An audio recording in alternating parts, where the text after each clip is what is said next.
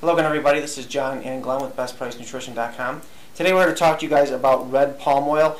Specifically, we have the one here. It's a cold-pressed cocoa palm. So it's a blend of virgin coconut oil and virgin red palm oil.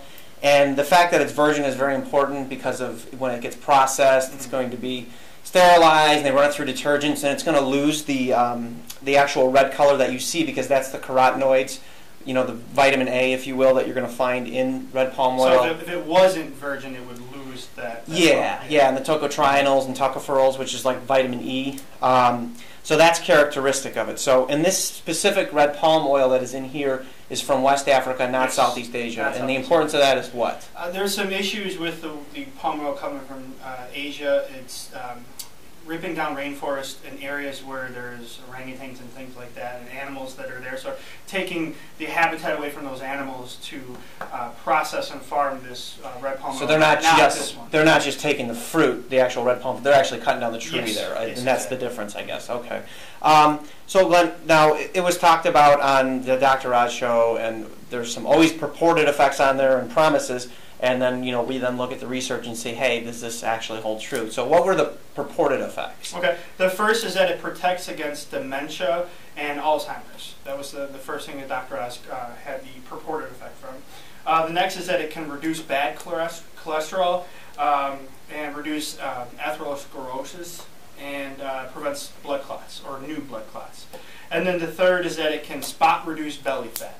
So those are the three purported benefits as said by Dr. Oz. Now the last one, the belly fat, that's, you know, we talk about that. That's highly individual. When you get leaner, you're going to burn fat where you're going to burn fat. Some people tend to store fat in other areas, you know, some people in their legs, some people in their gut and things like that. So as you get leaner, you should shed body fat in general. Yeah. I mean, it's not a matter of... But there really is no way to truly spot reduce fat or in any specific area unless you're doing liposuction. That's really it.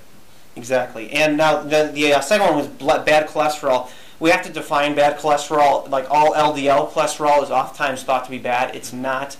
It depends upon the type of LDL, and the way to determine whether or not you have the small, dense one, which is the bad type of LDL cholesterol, is to get what we call a VAP test, and your doctor will know what it is if you request it. Because just having LDL cholesterol in and of itself is not bad. No. It's more likely to be oxidized, but it's the ones that are really small, the beach ball ones, where the lipoprotein itself is not protected by cholesterol in and of itself. So those are the dangerous ones. Yeah, in conjunction with high triglycerides is correlated with heart disease and, you know, cardiovascular risk and things like that. Not just, oh, my cholesterol's high. I mean, that's so what? There's absolutely, the evidence is lacking. HDL is often thought of as the good cholesterol, the cholesterol that comes in and sort of cleans up all the LDL that's left in the bloodstream. So, yeah, Dr. Oz is saying that it can reduce bad cholesterol. So again, what cholesterol is he talking about? The LDL or the VLDL or the dense LDL? Small dense ones, yeah.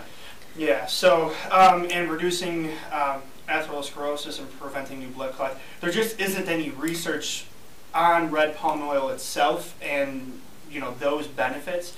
You know, being that it is a source of some healthy fats, that's always a plus, but there's no real documented evidence of red palm oil itself preventing or reducing these. Yeah, there's some corollaries, but we don't know, you know, the cause and things like that. That research is still out there. I mean, we do know what these specific fats do, the oleic acid, palmitic acid, which are the MCTs, or short-chain fats that are also going to be in here as well.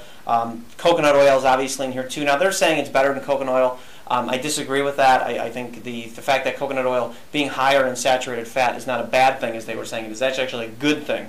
Because saturated fats, unlike polyunsaturated fats, are saturated. They're stable. They're not looking to bind up with other things. You know, if you're on a hypercaloric diet and you have, you know, high blood sugar all the time, those polyunsaturated fats can wreak havoc when they get together with sugars. You know, you can get glycation, fructation, things like that. And Glenn had mentioned Alzheimer's and stuff like that. You know, there's thoughts between the link between the brain and, you know, elevated blood sugar all the time, and that kind of breaking the machinery in your brain and that ability to use glucose for energy. Then those people, you know, might better use ketone bodies. But that's a whole other area. So bottom line is that cocoa palm and coconut oil, or red palm oil, well, cocoa palm is the name of this. So this is a blend of virgin coconut oil and red palm oil, are both really good sources of fat. You can heat these fats up to a pretty high temperature, and they're not going to denature. You don't have to worry about that. Yeah, you can cook with them. I don't have any feedback on the taste per se, but it doesn't smell all that great. I know the Red Palm doesn't. I think a lot of the reason why they added some coconut oil to this is to help with the flavor and the taste and the smell of it. So that may be a plus with this particular product because, you know, coconut oil does have a sweet coconut taste. It's nice to cook with. So that's probably why they're adding Yeah, this. and coconut oil is one that most people do cook Yeah. with. People use it like to grease the bottom of a pan, let's say, that you're going to cook salmon on, and then throw it into the oven or something like that. And you can just heat it way up, and you don't have to worry, again, about fats becoming trans fats and things like that. That's something you worry about with, you know, some of the vegetable oils and stuff that are rich in polyunsaturated fats. You know, we do know, based on research, you want to limit your intake of polyunsaturated fats. The myth about saturated fats has been thoroughly debunked. It was completely a mistake of confusing causation with correlation, and also it was somebody, quite frankly, trying to get themselves published and get a Nobel Prize for their research by booting out data that didn't agree with their preconceived notion, which is all too common, unfortunately. So I think that pretty much sums it up. So it's a nice, healthy fat. If you want to add it to shakes, you want to do stuff like that, it's completely good. It is healthy. And those are the things that, yeah, you can go to. We have other videos where we get a little more in depth on some of the fats and stuff, so you're welcome to check those out, be it omega-3s, and, you know, other videos throughout that we've discussed it. So I hope we were able to give you guys some more detailed background on this product. If you have any questions, feel free to post them in the comments section of the video or the blog, or you can check us out at facebook.com/bestpricenutrition. Thank you for watching. Thank you.